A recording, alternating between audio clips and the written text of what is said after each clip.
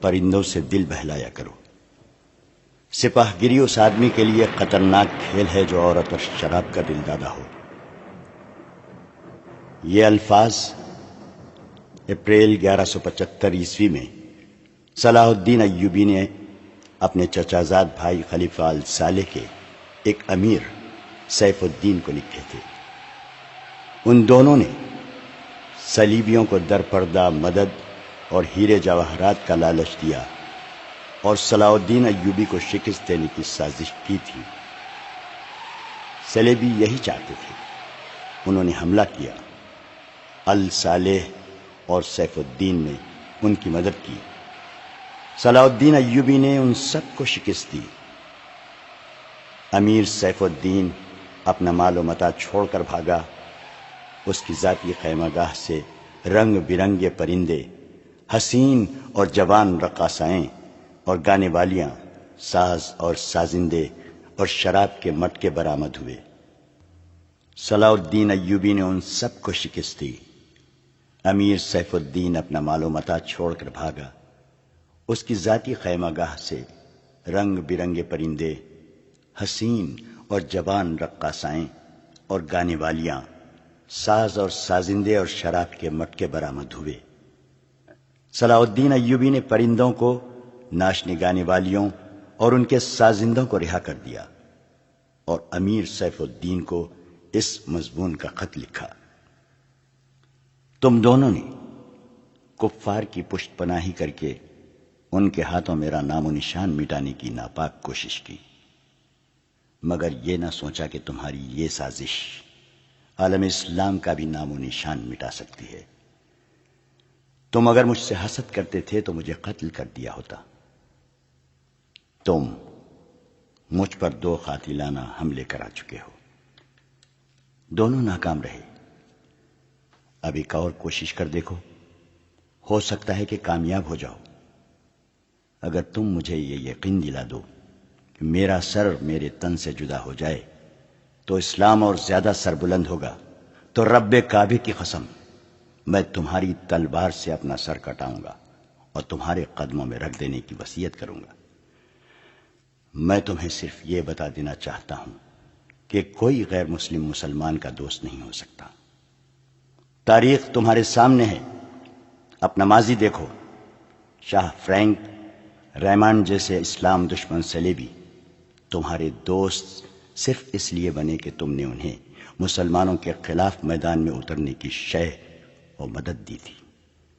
اگر وہ کامیاب ہو جاتے تو ان کا اگلا شکار تم ہوتے، اور اس کے بعد ان کا یہ خواب بھی پورا ہو جاتا کہ اسلام صف ہستی سے مٹ جائے۔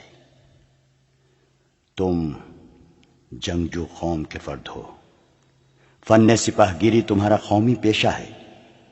ہر مسلمان اللہ کا سپاہی ہے، مگر ایمان اور کردار بنیادی شرط ہے۔ تم پرندوں سے ہی دل بہلا لیا کرو۔ سپاہ گیری اس آدمی کے لیے خطرناک کھیل ہے جو عورت اور شراب کا دل دادا ہو۔ میں تم سے درخواست کرتا ہوں، میرے ساتھ تعاون کرو اور میرے ساتھ جہاد میں شریک ہو جاؤ۔ اگر یہ نہ کر سکو تو میری مخالفت سے باز آ جاؤ۔ میں تمہیں کوئی سزا نہیں دوں گا۔ اللہ تمہارے گناہ معاف کرے، آمین۔ ایک یورپی مورخ لینپون لکھتا ہے، صلاح الدین ایوبی کے ہاتھ جو مال غنیمت لگا اس کا کوئی حساب نہ تھا۔ جنگی قیدی بھی بے انداز تھے۔ صلاح الدین ایوبی نے تمام تر مال غنیمت 3 حصوں میں تقسیم کیا۔ ایک حصہ جنگی قیدیوں میں تقسیم کر کے انہیں رہا کر دیا، دوسرا حصہ اپنی سپاہ اور قریبوں میں تقسیم کیا، اور تیسرا حصہ مدرسے نظام الملک کو دے دیا۔ اس نے اسی مدرسے سے تعلیم حاصل کی تھی۔ نہ خود کچھ رکھا، نہ اپنے کسی جنرل کو کچھ دیا۔ اس کا نتیجہ یہ ہوا کہ جنگی قیدی، جن میں بہت سے مسلمان تھے اور باقی غیر مسلم، رہا ہو کر صلاح الدین ایوبی کے کیمپ میں جمع ہو گئے اور اس کی اطاعت قبول کر کے اپنی خدمات ان کی فوج کے لیے پیش کر دی۔ ایوبی کی کشادہ ظرفی اور عظمت دور دور تک مشہور ہو گئی۔ اس سے پہلے حسن بن صباح کے پراسرار فرقے فدائی، جنہیں یورپی مورخوں نے قاتلوں کا گروہ لکھا ہے، صلاح الدین ایوبی پر دوبارہ قاتلانہ حملے کر چکے تھے، لیکن خدائے ذوالجلال کو اپنے اس عظیم مرد مجاہد سے بہت کام لینا تھا۔ دونوں بار ایک معجزہ ہوا کہ اسلام کا یہ محافظ بال بال بچ گیا۔ اس پر تیسرا قاتلانہ حملہ اس وقت ہوا جب وہ اپنے مسلمان بھائیوں اور صلیبیوں کی سازش کی چٹان کو شمشیر سے ریزہ ریزہ کر چکا تھا۔ امیر سیف الدین میدان سے بھاگ گیا تھا، مگر وہ صلاح الدین ایوبی کے خلاف حسد اور کینے سے باز نہ آیا۔ اس نے حسن بن صباح کے قاتل فرقے کی مدد حاصل کر لی۔ یہ فرقہ ایک مدت سے اسلام کی آستین میں سانپ کی طرح پل رہا تھا۔ اس کا تفصیلی تعارف بہت ہی طویل ہے۔ مختصر یہ کہ جس طرح زمین سورج سے الگ ہو کر گناہوں کا گہوارہ بن گئی ہے، اسی طرح حسن بن صباح نام کے ایک آدمی نے اسلام سے الگ ہو کر نبیوں اور پیغمبروں والی عظمت حاصل کرنے کا منصوبہ بنایا۔ وہ اپنے آپ کو مسلمان ہی کہلاتا رہا اور ایسا گروہ بنا لیا جو طلسماتی طریقوں سے لوگوں کو اپنا پیروکار بناتا تھا۔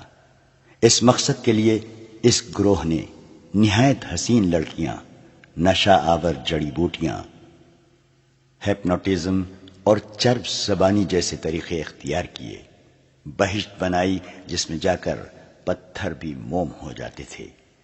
اپنے مخالفین کو ختم کرنے کے لیے قاتلوں کا ایک گروہ تیار کیا۔ قتل کے طریقے خفیہ اور پراسرار ہوتے تھے۔ اس فرقے کے افراد اس قدر چالاک، ذہین اور نڈر تھے کہ بھیس اور زبان بدل کر بڑے بڑے جنریلوں کے باڈی گارڈ تک بن جاتے تھے، اور جب کوئی پراسرار طریقے سے قتل ہو جاتا تھا تو قاتلوں کا سراغ ہی نہیں ملتا تھا۔ کچھ عرصے بعد یہ فرقہ قاتلوں کا گروہ کے نام سے مشہور ہو گیا۔ یہ لوگ سیاسی قتل کے ماہر تھے، زہر بھی استعمال کرتے تھے جو حسین لڑکیوں کے ہاتھوں شراب میں دیا جاتا تھا۔ بہت مدت تک یہ فرقہ اسی مقصد کے لیے استعمال ہوتا رہا۔ اس کے پیروکار فدائی کہلاتے تھے۔ صلاح الدین ایوبی کو نہ حسین لڑکیوں سے دھوکہ دیا جا سکتا تھا، نہ شراب سے۔ وہ ان دونوں سے نفرت کرتا تھا۔ اسے قتل کرنے کا یہی ایک طریقہ تھا کہ اس پر قاتلانہ حملہ کیا جائے۔ اس کے محافظوں کی موجودگی میں اس پر حملہ نہ کیا جا سکتا تھا۔ 2 حملے ناکام ہو چکے تھے۔ اب جبکہ صلاح الدین ایوبی کو یہ توقع تھی کہ اس کا چچا زاد بھائی الصالح اور امیر سیف الدین شکست کھا کر توبہ کر چکے ہوں گے، انہوں نے انتقام کی ایک اور زیر زمین کوشش کی۔ صلاح الدین ایوبی نے اس فتح کا جشن منانے کی بجائے حملے جاری رکھے اور 3 قصبوں کو قبضے میں لے لیا۔ ان میں غزہ کا مشہور قصبہ بھی تھا۔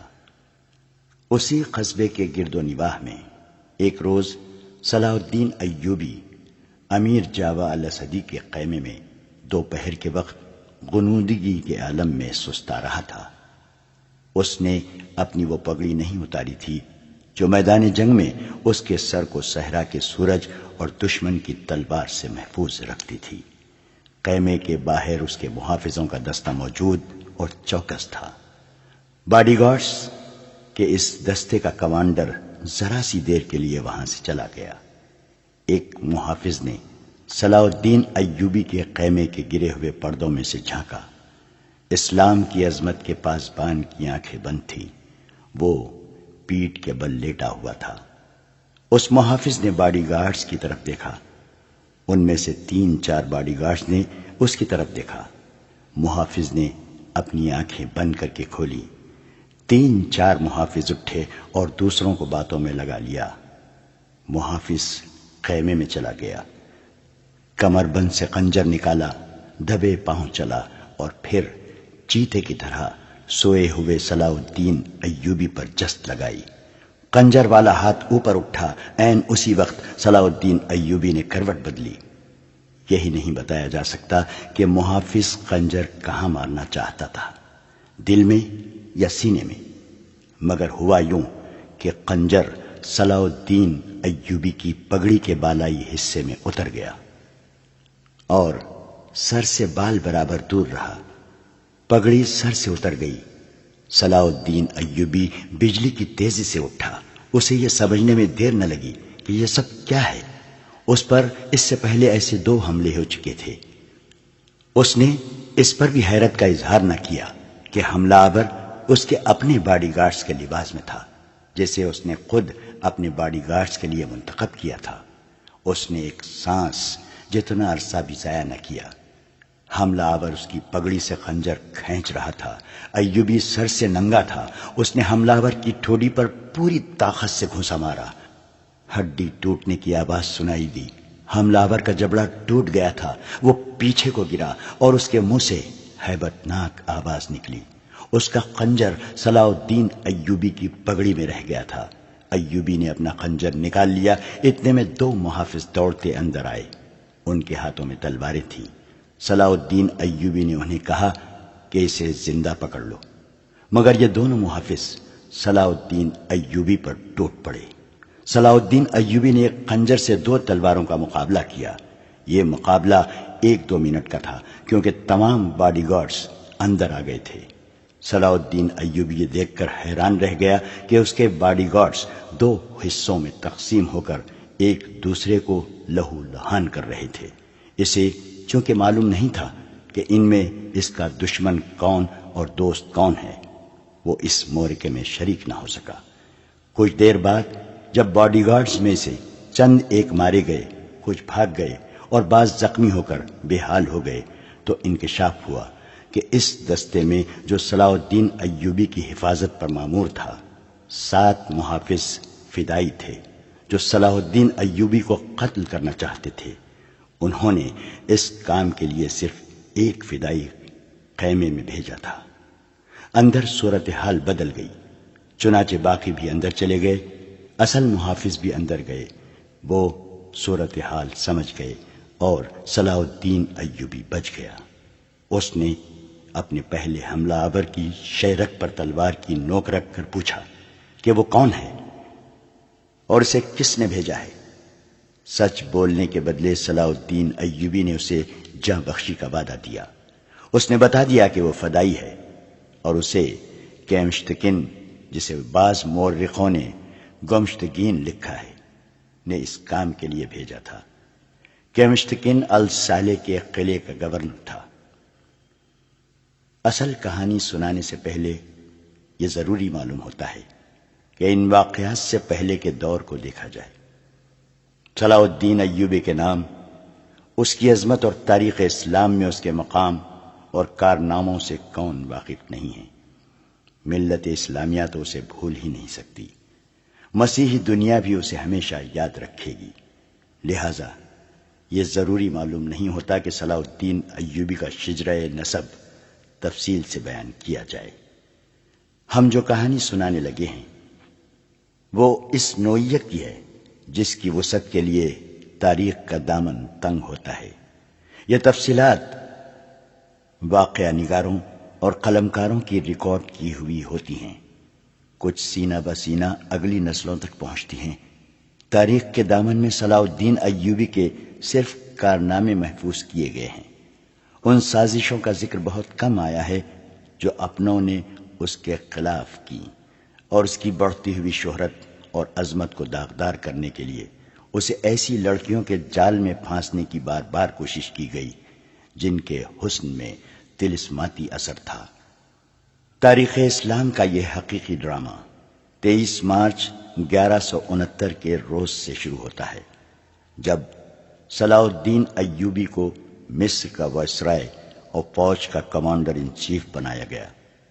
اسے اتنا بڑا رتبہ ایک تو اس لیے دیا گیا کہ وہ حکمران خاندان کا نونہال تھا، اور دوسرے اس لیے کہ اوائل عمر میں ہی وہ فن حرب و ضرب کا ماہر ہو گیا تھا۔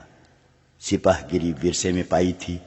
اس کے ذہن میں حکمرانی کے معنی بادشاہی نہیں، اسلام کی پاسبانی اور قوم کی عظمت اور فلاح و بہبود تھی۔ اس کا جب شعور بیدار ہوا تو پہلی خلش یہ محسوس کی کہ مسلمان حکمرانوں میں نہ صرف یہ کہ اتحاد نہیں بلکہ وہ ایک دوسرے کی مدد سے بھی گریز کرتے تھے۔ وہ عیاش ہو گئے تھے۔ شراب اور عورت نے جہاں ان کی زندگی رنگین بنا رکھی تھی، وہاں عالم اسلام اور خدا کے اس عظیم مذہب کا مستقبل تاریک ہو گیا تھا۔ ان امیروں، ان کے وزیروں اور مشیروں کے حرم غیر مسلم لڑکیوں سے بھرے ہوئے تھے۔ زیادہ تر لڑکیاں یہودی اور عیسائی تھیں جنہیں خاص تربیت دے کر ان حرموں میں داخل کیا گیا تھا۔ غیر معمولی حسن اور اداکاری میں کمال رکھنے والی یہ لڑکیاں مسلمان حکمرانوں اور سربراہوں کے کردار اور قومی جذبے کو دیمک کی طرح کھا رہی تھیں۔ اس کا نتیجہ یہ تھا کہ سلیبی، جن میں فرینک یعنی فرنگی خاص طور پر قابل ذکر ہیں، مسلمانوں کی سلطنتوں کے ٹکڑے ہڑپ کرتے چلے جا رہے تھے، اور بعض مسلم حکمران شاہ فرینک کو سالانہ ٹیکس یا جزیہ ادا کر رہے تھے، جس کی حیثیت غنڈہ ٹیکس کی سی تھی۔ سلیبی اپنی جنگی قوت کے روب سے اور چھوٹے موٹے حملوں سے حکمرانوں کو ڈراتے رہتے، کچھ علاقے پر قبضہ کر لیتے، تاوان اور ٹیکس وصول کرتے تھے۔ ان کا یہ مقصد تھا کہ آہستہ آہستہ دنیائے اسلام کو ہڑپ کر لیا جائے۔ مسلمان حکمران اپنی رعایا کا خون چوس کر ٹیکس دیتے رہتے تھے۔ ان کا مقصد یہ تھا کہ انہیں عیش و عشرت میں پریشان نہ کیا جائے۔ فرقہ پرستی کے بیج بھی بو دیے گئے تھے۔ ان میں سب سے زیادہ خطرناک فرقہ حسن بن صباح کا تھا، جو صلاح الدین ایوبی کی جوانی سے 1 صدی پہلے مورز وجود میں آیا تھا۔ یہ مفاد پرستوں کا فرقہ تھا، بے حد خطرناک اور پراسرار۔ یہ لوگ اپنے آپ کو فدائی کہلاتے تھے، جو بعد میں حشیشین کے نام سے مشہور ہوئے، کیونکہ وہ حشیش نام کی ایک نشہ آور شے سے دوسروں کو اپنے جال میں پھانستے تھے۔ صلاح الدین ایوبی نے مدرسہ نظام الملک میں تعلیم حاصل کی۔ یاد رہے کہ نظام الملک دنیائے اسلام کی ایک سلطنت کے وزیر تھے۔ یہ مدرسہ انہوں نے قائم کیا تھا، جس میں اسلامی تعلیم دی جاتی اور بچوں کو اسلامی نظریات اور تاریخ سے بہرور کیا جاتا۔ ایک مورخ ابن الاطہر کے مطابق نظام الملک حسن بن صباح کے فدائیوں کا پہلا شکار ہوئے تھے، کیونکہ وہ رومیوں کی توسیع پسندی کی راہ میں چٹان بنے ہوئے تھے۔ رومیوں نے 1091 میں انہیں فدائیوں کے ہاتھوں قتل کروایا اور ان کا مدرسہ قائم رہا۔ صلاح الدین ایوبی نے وہیں تعلیم حاصل کی۔ اسی عمر میں اس نے سپاہ گیری کی تربیت اپنے بزرگوں سے لی۔ نور الدین زنگی نے اسے جنگی چالیں سکھائیں، ملک کے انتظامات کے سبق دیے اور ڈپلومیسی میں مہارت دی۔ اس تعلیم و تربیت نے اس کے اندر وہ جذبہ پیدا کر دیا جس نے آگے چل کر اسے صلیبیوں کے لیے بجلی بنا دیا۔ اوائل جوانی میں ہی اس نے وہ ذہانت اور اہلیت حاصل کر لی تھی جو ایک سالار اعظم کے لیے ضروری ہوتی ہے۔ صلاح الدین ایوبی نے فن حرب و ضرب میں جاسوسی یعنی انٹیلیجنس، کمانڈو اور گوریلا آپریشن کو خصوصی اہمیت دی۔ اس نے دیکھ لیا تھا کہ صلیبی جاسوسی کے میدان میں آگے نکل گئے ہیں اور وہ مسلمانوں کے نظریات پر نہایت کارگر حملے کر رہے ہیں۔ صلاح الدین ایوبی نظریات کے محاذ پر لڑنا چاہتا تھا جس میں تلوار استعمال نہیں ہوتی۔ اس کہانی میں آگے چل کر آپ دیکھیں گے کہ اس کی تلوار کا وار تو گہرا ہوتا ہی تھا، اس کی محبت کا وار اس سے کہیں زیادہ وار کرتا تھا۔ اس کے لیے تحمل اور بردباری کی ضرورت ہوتی ہے، جو اس نے اوائل عمر میں ہی اپنے آپ میں پیدا کر لی تھی۔ اسے جب مصر کا وائسرائے اور کمانڈر ان چیف بنا کر مصر بھیجا گیا تو ان سینئر افسروں نے ہنگامہ برپا کر دیا جو اس عہدے کی آس لگائے بیٹھے تھے ان کی نگاہ میں صلاح الدین ایوبی ابھی طفل مکتب تھا، مگر اس طفل مکتب نے جب ان کا سامنا کیا، اس کی باتیں سنی تو ان کا احتجاج سرد پڑ گیا۔ مورخ لین پول کے مطابق صلاح الدین ایوبی ڈسپلن کا بڑا ہی سخت ثابت ہوا۔ اس نے تفریح، عیاشی اور آرام کو اپنے لیے اور اپنی فوج کے لیے حرام قرار دے دیا۔ اس نے اپنی دماغی اور جسمانی قوتوں کو صرف اس مقصد پر مرکوز کر دیا کہ سلطنت اسلامیہ کو مستحکم کرنا ہے اور صلیبیوں کو اس سرزمین سے نکالنا ہے۔ فلسطین پر وہ ہر قیمت پر قبضہ کرنا چاہتا تھا۔ اس نے یہی مقاصد اپنی فوج کو دیے۔ مصر کا وائسرائے بن کر اس نے کہا، خدا نے مجھے مصر کی سرزمین دی ہے، اس کی ذات باری مجھے فلسطین بھی ضرور عطا کرے گی۔ مگر مصر پہنچ کر اس پر انکشاف ہوا کہ اس کا مقابلہ صرف صلیبیوں سے نہیں بلکہ اپنے مسلمان بھائیوں نے اس کی راہ میں بڑے بڑے حسین جال بچھا رکھے ہیں جو صلیبیوں کے عزائم اور جنگی قوت سے زیادہ خطرناک ہیں۔ مصر میں صلاح الدین ایوبی کا استقبال جن زعما نے کیا، ان میں ناجی نام کا ایک سالار خصوصی اہمیت کا حامل تھا۔ ایوبی نے سب کو سر سے پاؤں تک دیکھا۔ اس کے ہونٹوں پر مسکراہٹ اور زبان پر پیار و محبت کی چاشنی تھی۔ بعض پرانے افسروں نے اسے ایسی نگاہوں سے دیکھا جن میں طنز تھی اور تمسخر بھی تھا۔ وہ صلاح الدین ایوبی کے صرف نام سے واقف تھے یا اس کے متعلق یہ جانتے تھے کہ وہ حکمران خاندان کا فرد اور اپنے چچا کا جانشین ہے۔ وہ یہ بھی جانتے تھے کہ نور الدین زنگی کے ساتھ اس کا کیا رشتہ ہے۔ ان کی نگاہوں میں صلاح الدین ایوبی کی اہمیت بس اس کے خاندان کی بدولت تھی یا اس وجہ سے انہوں نے اسے اہمیت دی کہ وہ مصر کا فوجی وائسرائے بن کر آیا تھا۔ اس کے سوا انہوں نے صلاح الدین ایوبی کو کوئی وقت نہ دی۔ ایک بوڑھے افسر نے اپنے ساتھ کھڑے افسر کے کان میں کہا، بچہ ہے، اسے ہم پالیں گے۔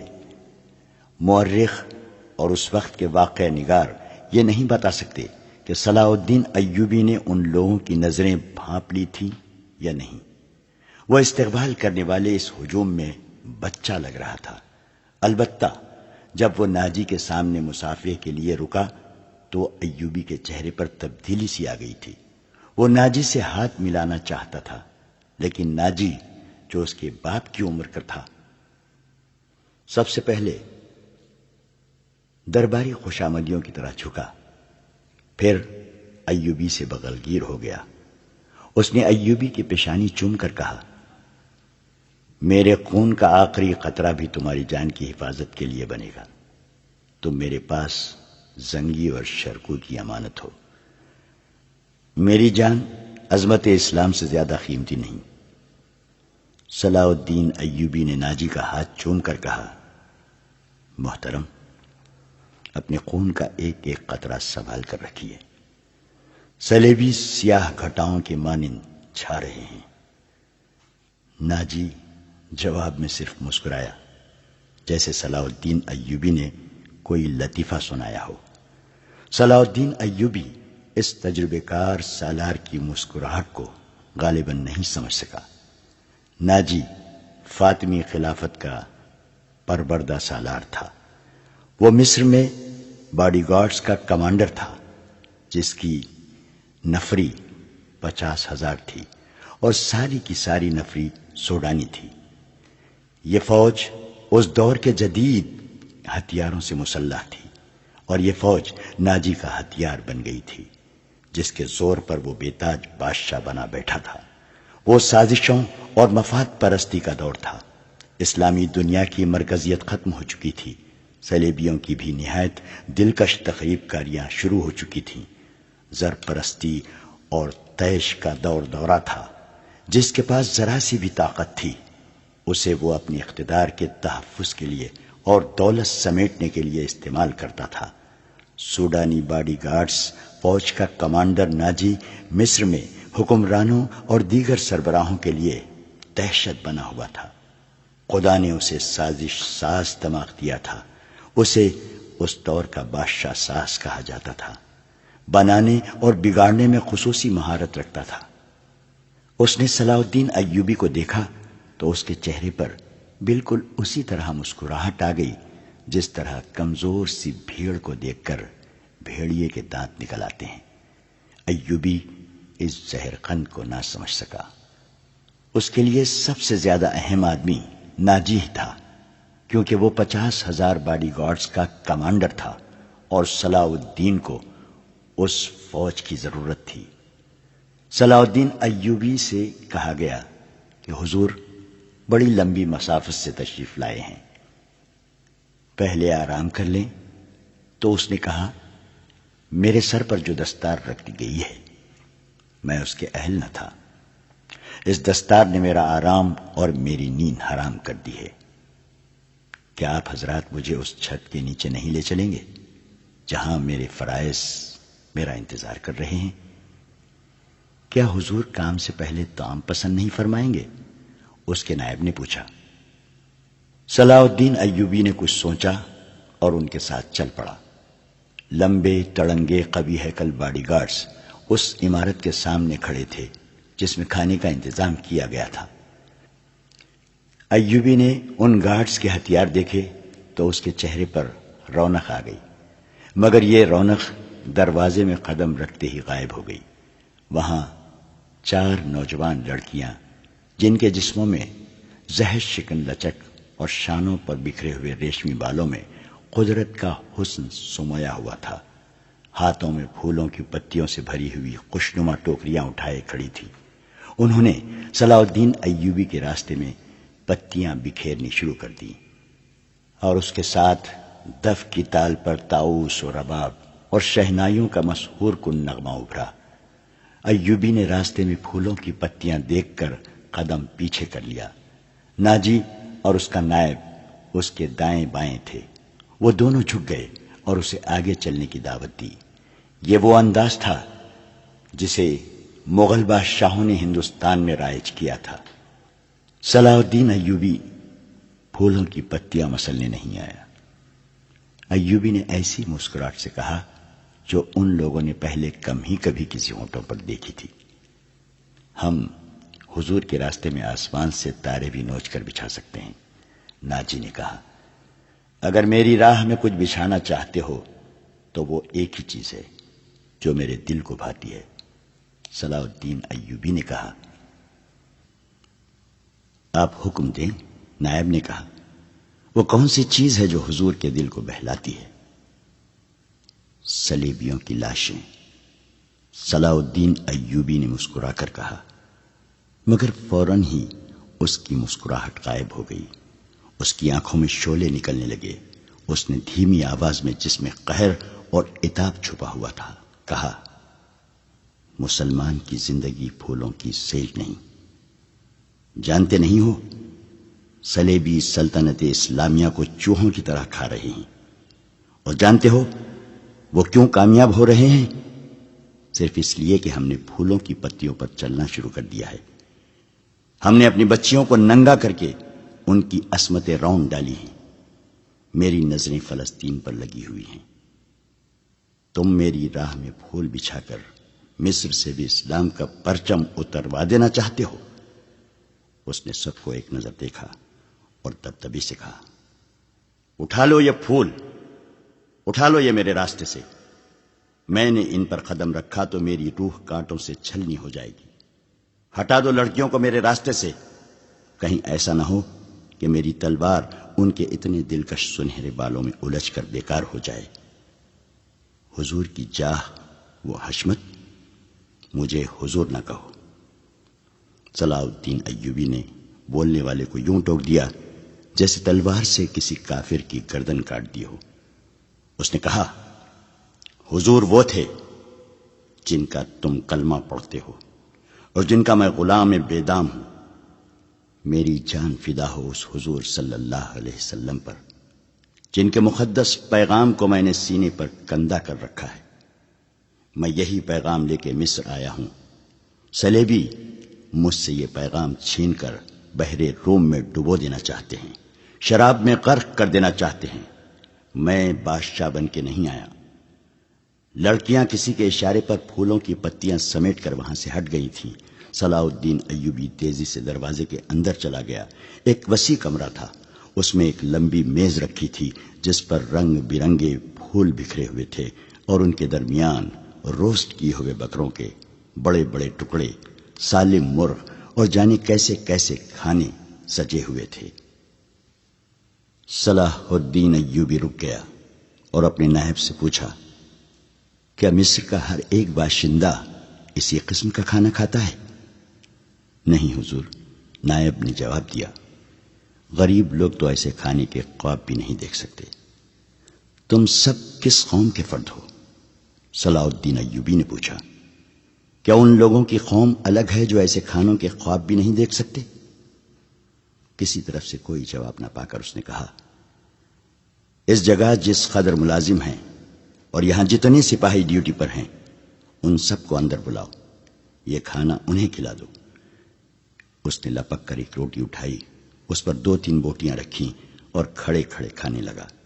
نہایت تیزی سے پوری روٹی کھا کر پانی پیا اور باڈی گارڈز کے کمانڈر ناجی کو ساتھ لے کر اس کمرے میں چلا گیا جو وائسرائے کا دفتر تھا۔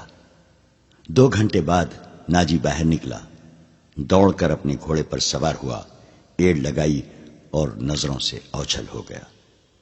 رات ناجی کے خاص کمرے میں اس کے 2 کمانڈر جو اس کے معتمد اور ہمراز تھے اس کے پاس بیٹھے شراب پی رہے تھے۔ ناجی نے کہا، جوانی کا جوش ہے، تھوڑے دنوں میں ٹھنڈا کر دوں گا۔ کمبخت جو بھی بات کرتا ہے کہتا ہے رب کعبہ کی قسم، صلیبیوں کو سلطنت اسلامیہ سے باہر نکال کر دم لوں گا۔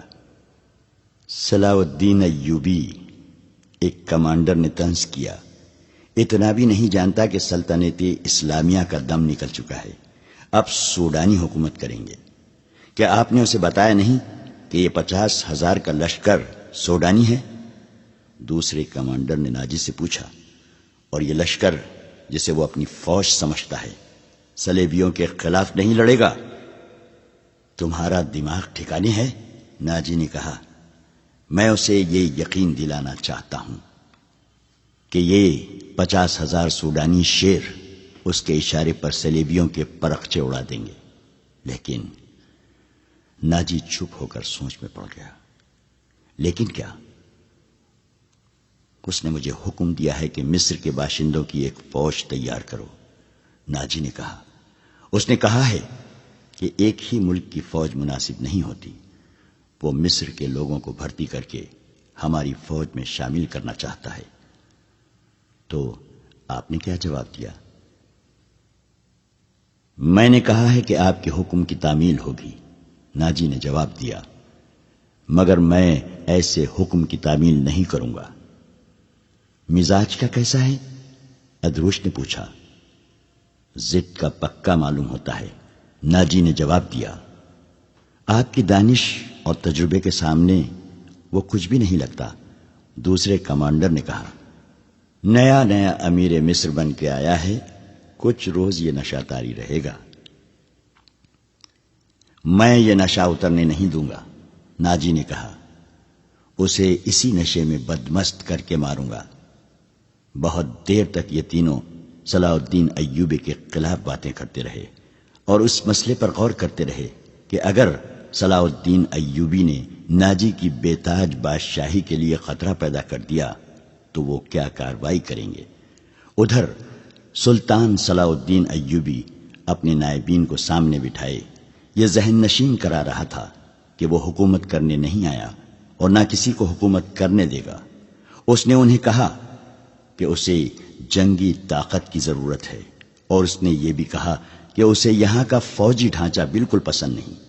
50,000 باڈی گارڈز سوڈانی ہیں، ہمیں ہر خطے کے باشندوں کو یہ حق دینا ہے کہ وہ ہماری فوج میں آئیں، اپنے جوہر دکھائیں اور مال غنیمت میں سے اپنا حصہ وصول کریں۔ یہاں کے عوام کا معیار زندگی اسی طرح بلند ہو سکتا ہے۔ صلاح الدین ایوبی نے انہیں بتایا، میں نے ناجی سے کہہ دیا ہے کہ وہ عام بھرتی شروع کر دے۔ کیا آپ کو یقین ہے کہ وہ آپ کے حکم کی تعمیل کرے گا؟ ایک ناظم نے ان سے پوچھا۔ کیا وہ حکم کی تعمیل سے گریز کرے گا؟ وہ گریز کر سکتا ہے، ناظم نے جواب دیا۔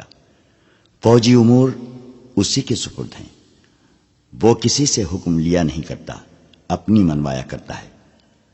صلاح الدین ایوبی خاموش رہا، جیسے اس پر کچھ اثر ہی نہ ہوا ہو۔ اس نے سب کو رخصت کر دیا اور صرف علی بن سفیان کو اپنے ساتھ رکھا۔ علی بن سفیان جاسوسی اور جوابی جاسوسی کا ماہر تھا۔ اسے صلاح الدین ایوبی بغداد سے اپنے ساتھ لایا تھا۔ وہ ادھیڑ عمر کا آدمی تھا، اداکاری، چرب زبانی اور بھیس بدلنے میں مہارت رکھتا تھا۔ جنگوں میں اس نے جاسوسی بھی کی تھی اور جاسوسوں کو پکڑا بھی تھا۔ اس کا اپنا گروہ تھا جو آسمان سے تارے بھی توڑ لاتا تھا۔ صلاح الدین ایوبی کو جاسوسی کی اہمیت سے واقفیت تھی۔ فنی مہارت کے علاوہ علی میں وہی جذبہ تھا جو صلاح الدین ایوبی میں تھا۔ تم نے سنا علی؟ صلاح الدین نے کہا۔ یہ لوگ کہہ گئے ہیں کہ ناجی کسی سے حکم لیا نہیں کرتا، اپنی منوایا کرتا ہے۔ ہاں، علی نے جواب دیا، میں نے سن لیا ہے۔ اگر میں چہرے پہچاننے میں غلطی نہیں کرتا تو میری رائے میں باڈی گارڈز کا یہ کمانڈر جس کا نام ناجی ہے، ناپاک ذہنیت کا انسان ہے۔ اس کے متعلق میں پہلے سے بھی کچھ جانتا ہوں۔ یہ فوج جو ہمارے خزانے سے تنخواہ لیتی ہے، دراصل ناجی کی ذاتی فوج ہے۔ اس نے حکومتی حلقوں میں ایسی سازشیں کی ہیں جنہوں نے انتظامی ڈھانچے کو بے حد کمزور کر دیا ہے۔ آپ کا یہ فیصلہ بالکل بجا ہے کہ فوج میں یہاں کے ہر خطے کے سپاہی ہونے چاہیے۔ میں آپ کو تفصیلی معلومات فراہم کروں گا۔ مجھے شک ہے کہ سوڈانی فوج ناجی کی وفادار ہے، ہماری نہیں۔ آپ کو اس فوج کی تربیت اور تنظیم بدلنی پڑے گی یا ناجی کو سبکدوش کرنا پڑے گا۔ میں اپنی صفوں میں ہی اپنے دشمن پیدا نہیں کرنا چاہتا، صلاح الدین ایوبی نے کہا۔ ناجی گھر کا بھیدی ہے، اسے سبکدوش کر کے اپنا دشمن بنا لینا دانشمندی نہیں۔ ہماری تلوار غیروں کے لیے ہے، اپنوں کا خون بہانے کے لیے نہیں۔ میں ناجی کی ذہنیت کو پیار اور محبت سے بدل سکتا ہوں۔ تم اس فوج کی ذہنیت معلوم کرنے کی کوشش کرو اور مجھے صحیح اطلاع دو کہ فوج کہاں تک ہماری وفادار ہے۔ مگر ناجی اتنا کچا آدمی نہیں تھا۔ اس کی ذہنیت پیار اور محبت کے بکھیڑوں سے آزاد تھی۔ اسے اگر پیار تھا تو اپنی اقتدار اور شیطانیت کے ساتھ تھا۔ اس لحاظ سے وہ پتھر تھا، مگر جسے اپنے جال میں پھنسانا چاہتا اس کے سامنے موم ہو جاتا تھا۔ اس نے صلاح الدین ایوبی کے ساتھ یہی رویہ اختیار کیا۔ اس کے سامنے وہ بیٹھتا نہیں تھا، ہاں میں ہاں ملاتا چلا جاتا تھا۔ اس نے مصر کے مختلف خطوں سے ایوبی کے حکم کے مطابق فوج کے لیے بھرتی شروع کر دی تھی، حالانکہ یہ کام اس کی مرضی کے خلاف تھا۔ دن گزرتے جا رہے تھے، صلاح الدین ایوبی اسے کچھ پسند کرنے لگا تھا۔ ناجی نے اسے یقین دلایا تھا کہ سوڈانی باڈی گارڈ فوج حکم کی منتظر ہے اور یہ قوم کی توقعات پر پوری اترے گی۔ ناجی صلاح الدین ایوبی کو 2-3 مرتبہ کہہ چکا تھا کہ وہ باڈی گارڈز کی طرف سے اسے دعوت دینا چاہتا ہے اور فوج اس کے اعزاز میں جشن منانے کے لیے بےتاب ہے، لیکن صلاح الدین ایوبی مصروفیت کی وجہ سے یہ دعوت قبول نہیں کر سکا تھا۔ رات کا وقت تھا۔ ناجی اپنے کمرے میں اپنے 2 معتمد جونیئر کمانڈروں کے ساتھ بیٹھا شراب پی رہا تھا۔ 2 ناچنے والیاں سازوں کی ہلکی ہلکی موسیقی پر مستی میں آئی ہوئی ناگنوں کی طرح مسحور کن اداؤں سے رقص کر رہی تھیں۔ ان کے پاؤں میں گھنگرو نہیں تھے، ان کے جسموں پر کپڑے صرف اسی قدر تھے کہ ان کے صدر ڈھکے ہوئے تھے۔ اس رقص میں قمار کا تاثر تھا۔ دربان اندر آیا اور ناجی کے کان میں کچھ کہا۔ ناجی جب شراب اور رقص میں محو ہوتا تھا تو کوئی مقل ہونے کی جرت نہیں کر سکتا تھا۔ صرف دربان کو معلوم تھا کہ وہ کون سا ضروری کام ہے جس کی خاطر ناجی عیش و طرب کی محفل سے اٹھا کرتا ہے، ورنہ وہ اندر آنے کی جرت نہ کرتا۔ اس کی بات سنتے ہی ناجی باہر نکل گیا اور دربان اسے دوسرے کمرے میں لے گیا۔ وہاں سوڈانی لباس میں ملبوس ایک ادھیڑ عمر آدمی بیٹھا تھا۔ اس کے ساتھ ایک جوان لڑکی تھی۔ ناجی کو دیکھ کر وہ اٹھی۔ ناجی اس کے چہرے اور خط کاٹ کی دلکشی دیکھ کر ٹھٹک گیا۔ وہ عورتوں کا شکاری تھا۔ اسے عورتیں صرف اپنی عیاشی کے لیے درکار نہیں ہوتی تھیں، ان سے وہ اور بھی کئی کام لیا کرتا تھا، جن میں ایک یہ تھا کہ وہ نہایت خوبصورت اور عیار لڑکیوں کے ذریعے بڑے بڑے افسروں کو اپنی مٹھی میں رکھتا تھا، اور ایک کام یہ بھی تھا کہ وہ انہیں امیروں وزیروں کو بلیک میل کرنے کے لیے استعمال کرتا تھا، اور ان سے وہ جاسوسی بھی کراتا تھا۔ جس طرح قصاب جانور کو دیکھ کر بتا دیتا ہے کہ اس کا گوشت کیسا ہے، اسی طرح ناجی لڑکی کو دیکھ کر اندازہ کر لیا کرتا تھا کہ وہ کس کام کے لیے موزوں ہے۔ لڑکیوں کے بیوپاری اور بردہ فروش اکثر ناجی کے پاس مال لاتے رہتے تھے۔ یہ آدمی بھی ایسے ہی بیوپاریوں میں سے لگتا تھا۔ لڑکی کے متعلق اس نے بتایا کہ تجربے کار ہے، ناچ بھی سکتی ہے، اور پتھر کو زبان کے میٹھے زہر سے پانی میں تبدیل کر سکتی ہے۔ ناجی نے اس کا تفصیلی انٹرویو لیا۔ وہ اس فن کا ماہر تھا۔ اس کے مطابق اس نے لڑکی کا امتحان لیا اور اس نے یہ رائے قائم کی کہ جس کام کے لیے وہ ایک اور لڑکی کو تیار کر رہا تھا، اس کے لیے یہ لڑکی تھوڑی سی ٹریننگ کے بعد موزوں ہو سکتی ہے۔ سودا طے ہو گیا۔ بیوپاری قیمت وصول کر کے چلا گیا۔ ناجی لڑکی کو اس کمرے میں لے گیا جہاں اس کے دو ساتھی رقص اور شراب سے دل بہلا رہے تھے۔ اس نے لڑکی کو ناچنے کے لیے کہا۔ لڑکی نے جب چوغا اتار کر جسم کو دو ہی بل دیے تو ناجی اور اس کے ساتھی تڑپ اٹھے۔ پہلی دونوں ناچنے والیوں کے رنگ پیلے پڑ گئے۔ اس نئی لڑکی کے سامنے ان کی قدر و قیمت کم ہو گئی تھی۔ ناجی نے اسی وقت محفل برخاست کر دی اور اس لڑکی کو اپنے پاس بٹھا کر سب کو باہر نکال دیا۔ لڑکی سے نام پوچھا تو اس نے زکوئی بتایا۔ ناجی نے اسے کہا، زکوئی، تمہیں یہاں لانے والے نے بتایا تھا کہ تم پتھر کو پانی میں تبدیل کر سکتی ہو۔ میں تمہارا یہ کمال دیکھنا چاہتا ہوں۔ وہ پتھر کون ہے؟ زکوئی نے پوچھا۔ نیا امیر مصر، ناجی نے جواب دیا۔ وہ سالار اعظم بھی ہے۔ صلاح الدین ایوبی؟ زکوئی نے پوچھا۔ ہاں، صلاح الدین ایوبی، ناجی نے کہا۔ اگر تم اسے پانی میں تبدیل کر دو تو اس کے وزن جتنا سونا تمہارے قدموں میں رکھ دوں گا۔ وہ شراب تو پیتا ہوگا؟ نہیں، ناجی نے جواب دیا۔ شراب، عورت، ناچ گانے اور تفریح سے وہ اتنی ہی نفرت کرتا ہے جتنی ہر مسلمان خنزیر سے کرتا ہے۔ میں نے سنا تھا کہ آپ کے پاس لڑکیوں کا ایسا طلسم ہے جو نیل کی روانی کو روک لیتا ہے۔ زکوئی نے کہا۔ کیا وہ طلسم بیکار ہو گیا ہے؟ میں نے ابھی آزمایا نہیں، ناجی نے کہا۔ یہ کام تم کر سکتی ہو۔ میں صلاح الدین ایوبی کی عادتوں کے متعلق تمہیں بہت کچھ بتاؤں گا۔ کیا آپ اسے زہر دینا چاہتے ہیں؟ زکوئی نے پوچھا۔ ابھی نہیں، ناجی نے جواب دیا۔ میری اس کے ساتھ کوئی دشمنی نہیں، میں صرف یہ چاہتا ہوں کہ وہ ایک بار کسی تم جیسی لڑکی کے جال میں پھنس جائے، پھر میں اسے اپنے پاس بٹھا کر شراب پلاؤں۔ اگر اسے قتل کرنا مقصود ہوتا تو میں یہ کام حشیش سے نہایت آسانی سے کرا سکتا تھا۔ یعنی آپ اس کے ساتھ دشمنی نہیں، دوستی کرنا چاہتے ہیں؟ زکوئی نے کہا۔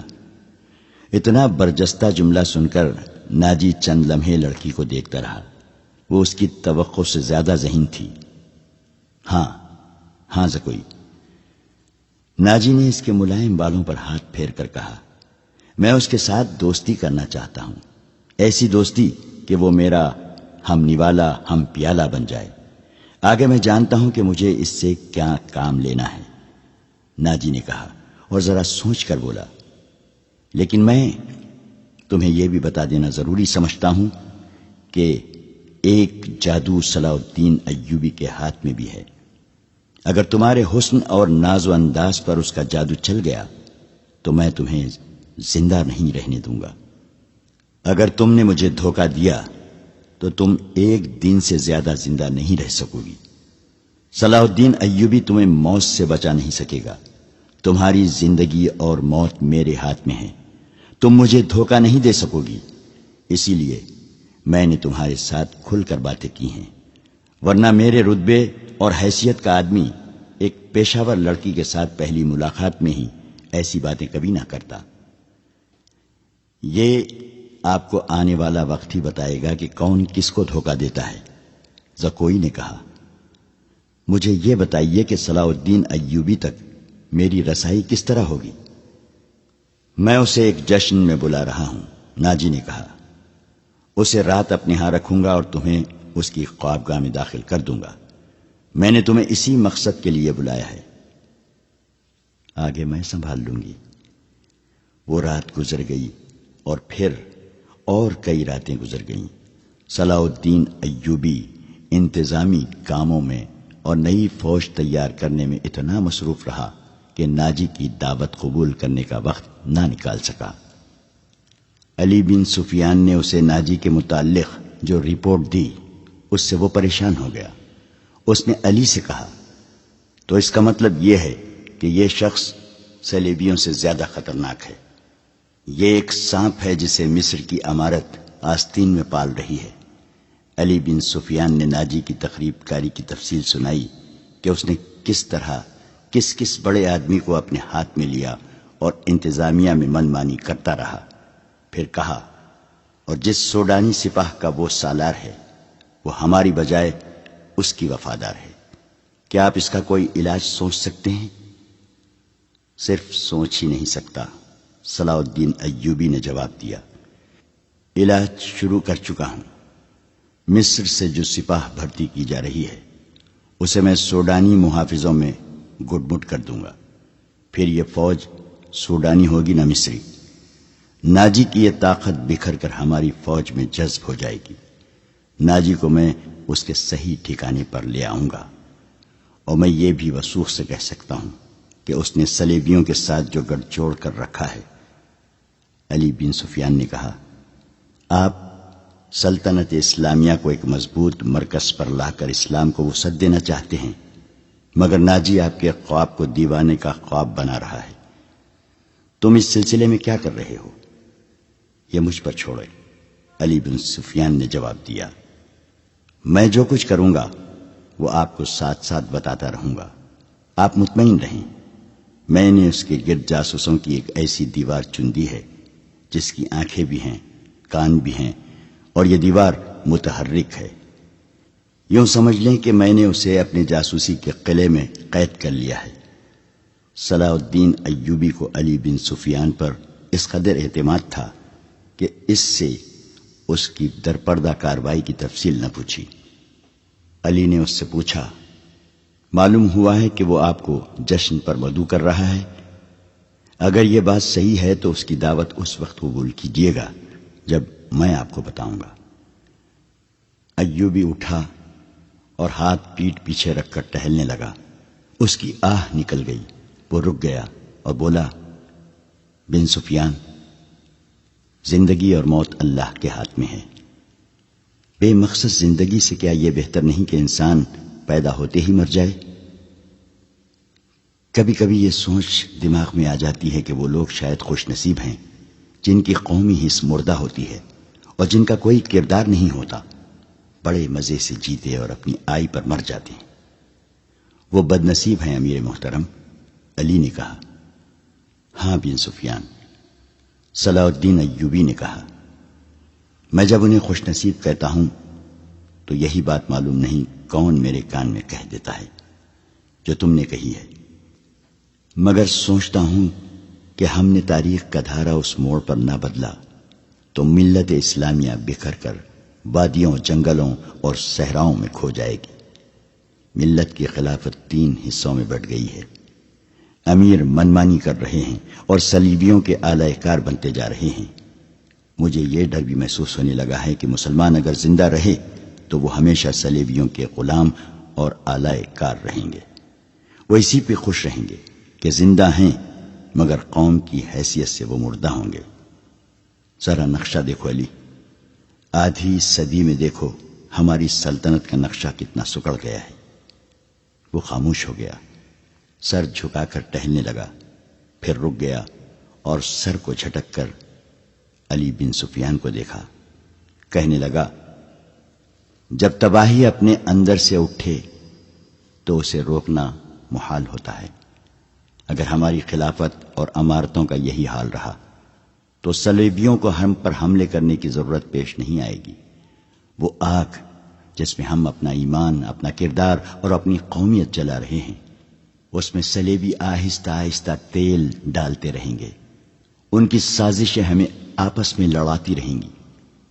میں شاید اپنا عزم پورا نہ کر سکوں، میں شاید صلیبیوں سے شکست بھی کھا جاؤں، لیکن میں قوم کے نام ایک وصیت چھوڑنا چاہتا ہوں۔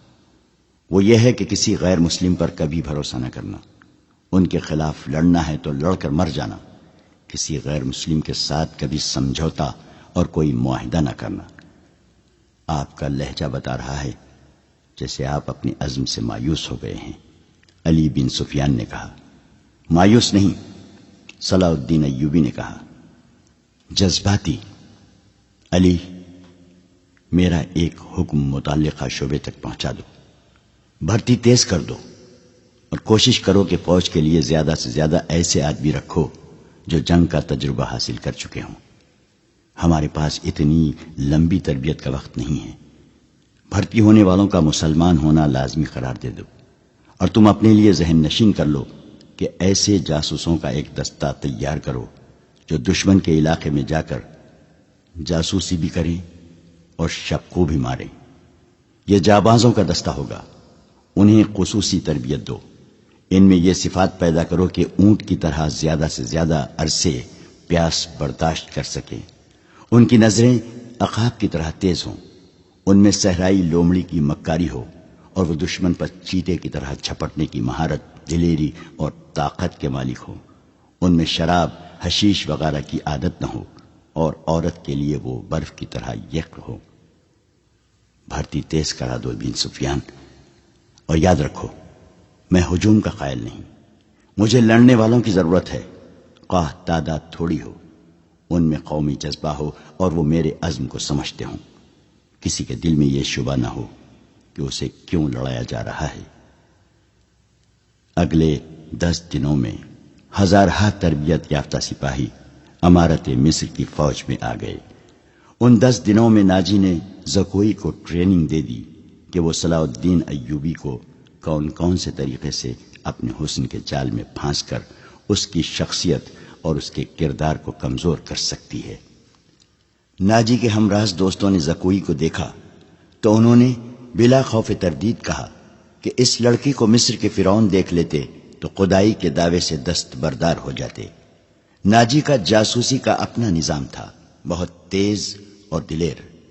وہ معلوم کر چکا تھا کہ علی بن سفیان صلاح الدین ایوبی کا خصوصی مشیر ہے اور عرب کا مانا ہوا سراغ رساں۔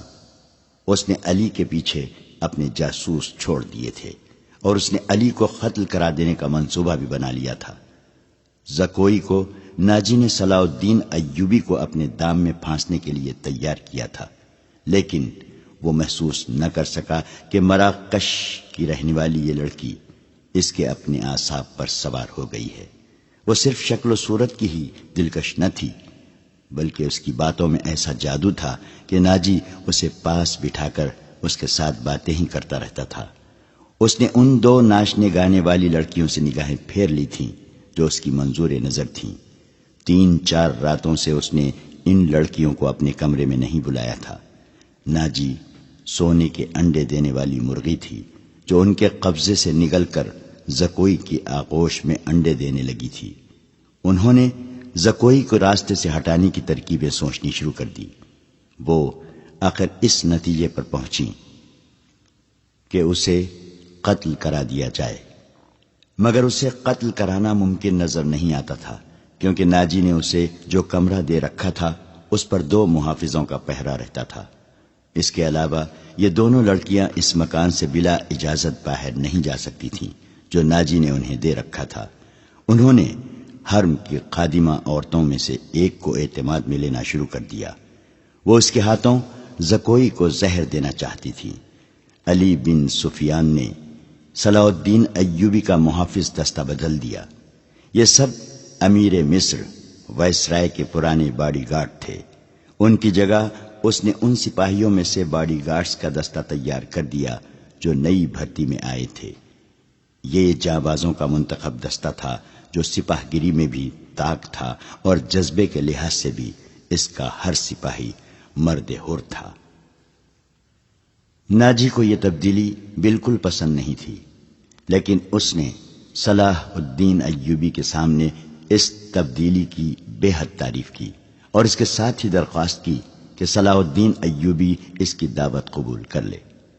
ایوبی نے اسے جواب دیا کہ وہ 1 آدھ دن میں اسے بتائے گا کہ وہ کب دعوت قبول کر سکے گا۔ اس کے جانے کے بعد صلاح الدین ایوبی نے علی بن سفیان سے مشورہ لیا کہ وہ دعوت پر کب جائے۔ علی نے اسے مشورہ دیا کہ اب وہ کسی بھی روز دعوت قبول کر لے۔ دوسرے ہی دن صلاح الدین ایوبی نے ناجی کو بتایا کہ وہ کسی بھی رات دعوت پر آ سکتا ہے۔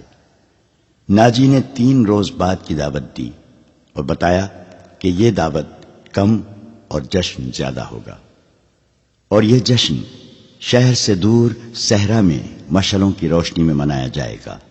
ناچ گانے کا انتظام ہوگا، باڈی گارڈز کے گھوڑ سوار اپنے کرتب دکھائیں گے، شمشیر زنی اور بغیر ہتھیاروں کی لڑائی کے مقابلے ہوں گے، اور صلاح الدین ایوبی کو رات وہیں قیام کرایا جائے گا۔ رہائش کے لیے خیمے نصب ہوں گے۔ صلاح الدین ایوبی پروگرام کی تفصیل سنتا رہا۔ اس نے ناچ گانے پر بھی اعتراض نہ کیا۔ ناجی نے ڈرتے جھجکتے کہا، فوج کے بیشتر سپاہی جو مسلمان نہیں یا جو بھی نیم مسلمان ہیں کبھی کبھی شراب پیتے ہیں۔ وہ شراب کے عادی نہیں، وہ اجازت چاہتے ہیں کہ جشن میں انہیں شراب پینے کی اجازت دی جائے۔ آپ ان کے کمانڈر ہیں۔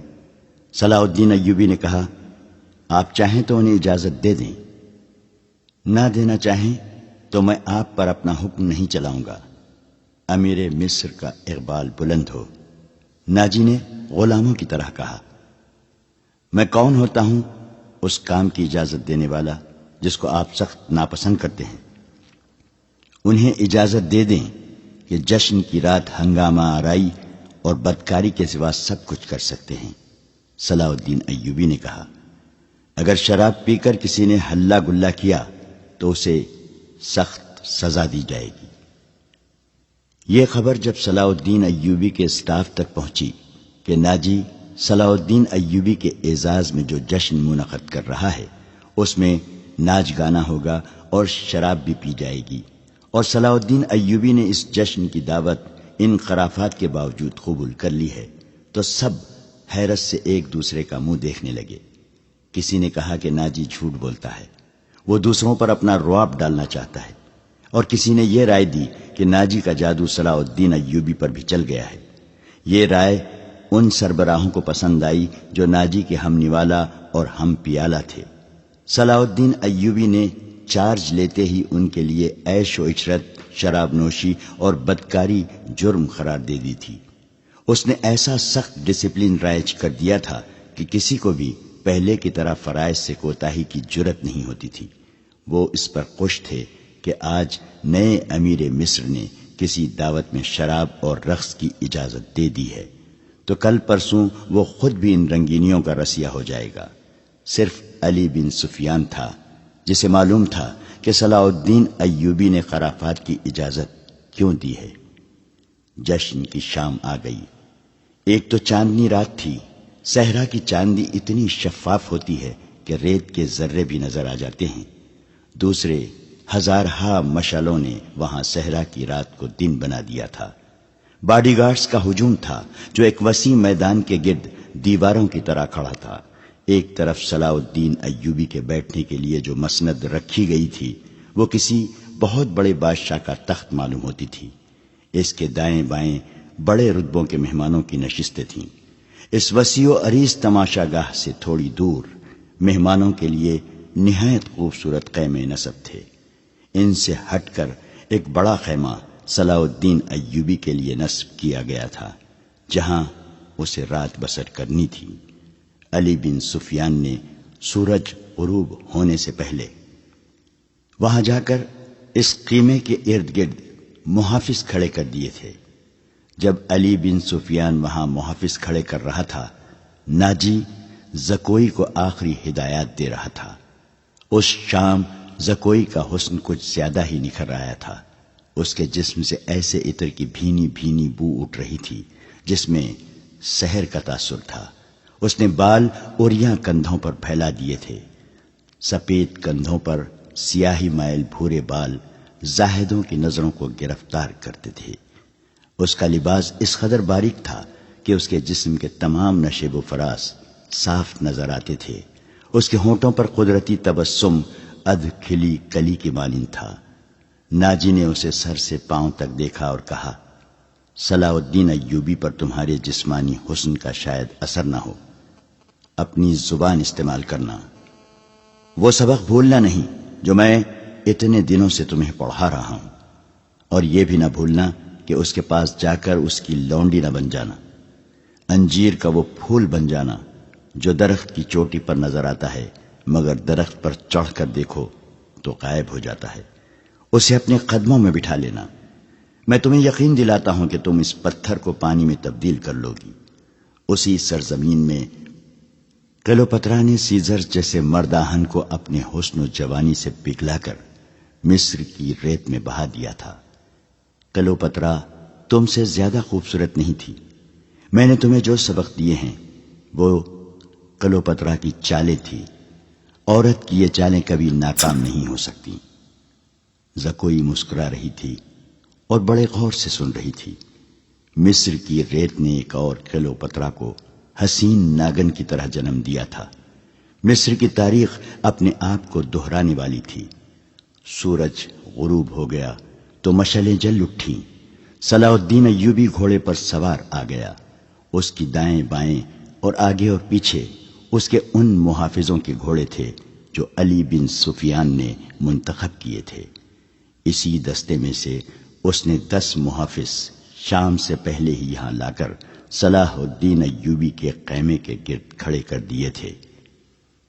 سازوں نے دف کی آفاس پر استقبالیہ دھن بجائی اور صحرا امیر مصر صلاح الدین ایوبی زندہ باد کے نعروں سے گونجنے لگا۔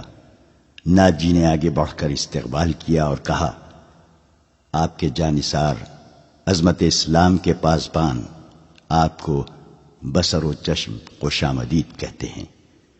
ان کی بے تابیاں اور بے قراریاں دیکھیے، آپ کے اشارے پر کٹ مریں گے۔ اور خوش آمد کے لیے اسے جتنے الفاظ یاد آئے اس نے کہہ ڈالے۔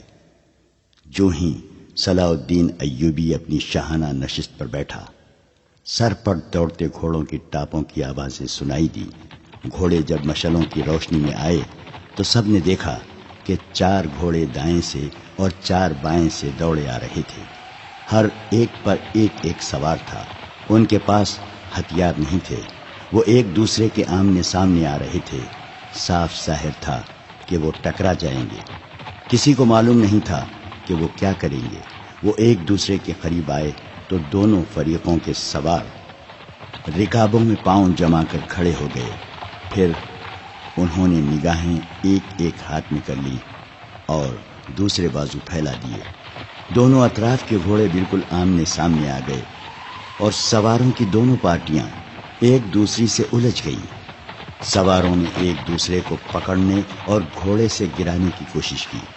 جب گھوڑے آگے نکل گئے تو 2 سوار جو گھوڑوں سے گر پڑے تھے ریت پر قلع بازیاں کھا رہے تھے۔ ایک طرف کے ایک سوار نے دوسری طرف کے ایک سوار کو ایک بازو میں جکڑ کر اسے گھوڑے سے اٹھا لیا تھا اور اسے اپنے گھوڑے پر ڈال کر لے جا رہا تھا۔ ہجوم نے اس قدر شور بپا کیا کہ اپنی آواز اپنے آپ کو بھی نہیں سنائی دیتی تھی۔ یہ سوار اندھیرے میں غائب ہوئے تو دونوں طرف سے 4 اور گھوڑے آئے اور اسی طرح مقابلہ ہوا۔ اس طرح 8 مقابلے ہوئے اور اس کے بعد شتر سوار آئے. پھر گھوڑ سواروں اور شتر سواروں نے سواری کے متعدد کرتب دکھائے. اس کے بعد تیغ زنی اور بغیر ہتھیاروں کی لڑائی کے مظاہرے ہوئے، جن میں کئی ایک سپاہی زخمی ہو گئے.